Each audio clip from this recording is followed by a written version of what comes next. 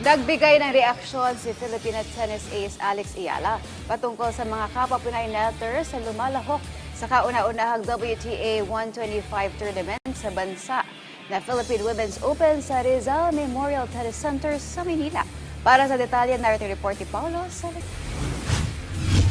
Taas noong ipinagmalaki ni WTA ranked number 49 Alex Ayala ang kanyang mga kapwa Pinay tennis players na kasalukuyang naglalaro sa WTA 125 event na 2026 Philippine Women's Open sa Rizal Memorial Tennis Center sa Maynila. Naging maaksyon ang unang araw ng kompetisyon kung saan hindi pinalad ang mga Pinay netters na makakuha ng panalo sa singles at doubles events ng nasabing kompetisyon, maliban na lamang kay Ayala na nagawang lampasan ang kanyang opening match kontra kay Alina Charayeva 6-1 at 6-2 noong Lunes ng gabi sa Maynila.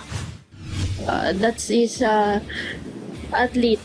You're gonna lose, you're gonna win. So an athlete. So it's been learning lang po.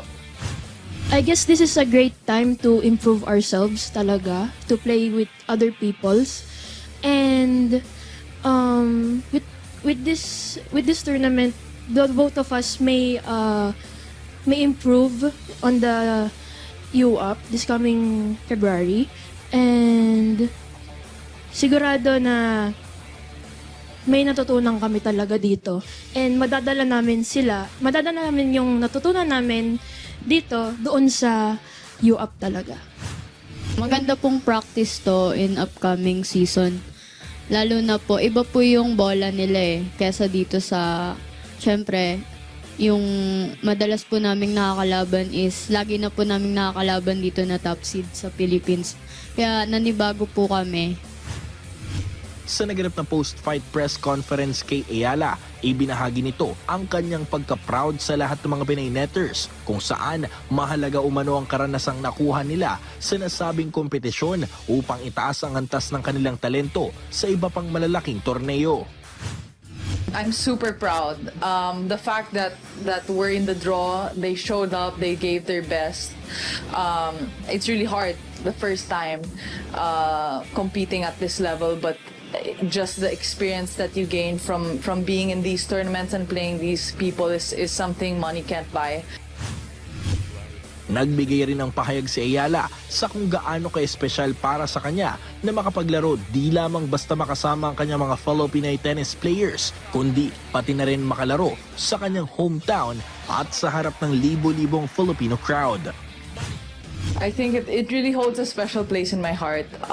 It's my first ever professional match at home, and I was able to spend it around family and around supporters and surrounded with love. So it's very special. Yeah. Nagbigay rin ng pahayag ang ilang mga sports officials patungkol sa makasaysayang pagtatanghal ni Ayala sa isang makasaysayang event sa bansa. Malaking tulong to sa sports tourism kasi it's the heart of Manila talaga. Especially nung naglalaro pa tayo, isa tayo sa mga nakikipaglaban para hindi to maibenta, hindi to magiba. So ngayon, napaganda. So malaking tulong to sa constituent ng City of Manila at lalong-lalo sa buong NCR. Very sharp. She's getting better. Every time we watch her, she's really getting better. So sana magtuloy-tuloy. Tough opponents, this is world-class tennis, so ganun talaga. So abangan po natin yan. And maraming salamat po sa suporta.